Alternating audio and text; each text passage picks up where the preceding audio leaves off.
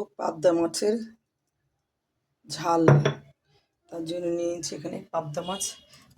আগের থেকে হলুদ আর নুন আর কাঁচা তেল মাখা আছে, হলুদ কম আছে, আর একটু হলুদ দিয়ে নেবো যখন ভাজবো। নিয়েছি টমেটো, এখানে আছে আলু, এখানে আছে গাছের থেকে কয়টুকরো চিচিঙ্গা নিয়েছি, মানে একটা চিচিঙ্গা পেরে নিয়েছি গাছের থেকে, টাটকা চিচিঙ্গা।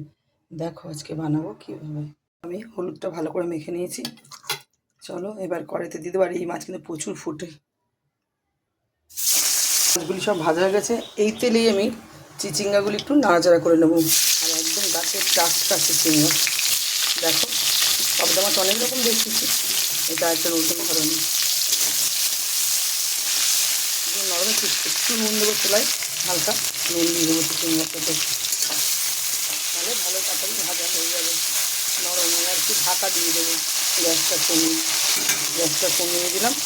চিচিঙ্গাটা একদম নরম হয়ে গেছে, একদম নরম হয়েছে। চিচিঙ্গাটা তুলে নেব, চিচিঙ্গাটা তুলে দিই। এই তেলে দিয়ে দেবো কালো জিরে,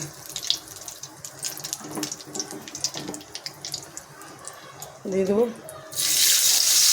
পেঁয়াজ কুচি,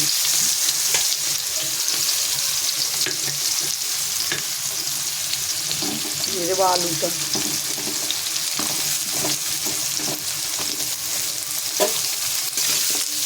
এর সঙ্গে আলুটাও ভাজা হবে। আলুটা তোমার হ্যাবক বেশি ভাজা হবে না।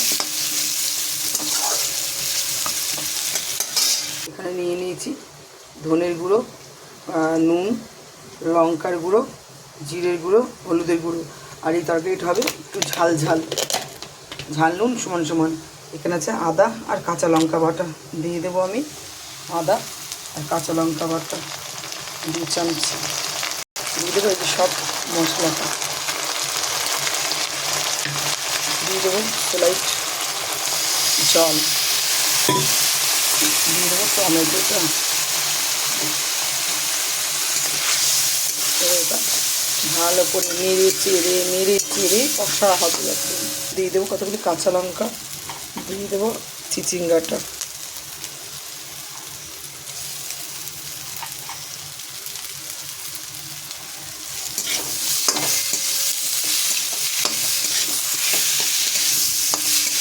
দিয়ে একটু নাড়াচাড়া করি। আমি জলটা ঢেলে দেবো, মশলাটা আমার কষানো হয়ে। দিয়ে দেবো জল, যেহেতু একদম ঝোল যায়, যতটা ঝোল হবে না, ঝোলটা থাকবে মাছের, যতটুকু ঝোল লাগা ততটুকু। এই যে ঝোল দিয়ে দিয়েছি, দিয়ে দেবো একটু ঢাকা। এটা বন্ধন ব্যাংকের ছেলেটা এসে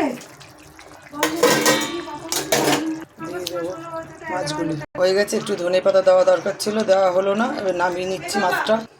হয়ে গেছে পাবদা মাছ গাছের চিচিঙ্গা দিয়ে ঝাল। কেমন লাগলো অবশ্যই কমেন্টে জানাও। ভিডিওটি ভালো লাগলে লাইক করবে, কমেন্ট করবে আর শেয়ার করবে। চলো টাটা।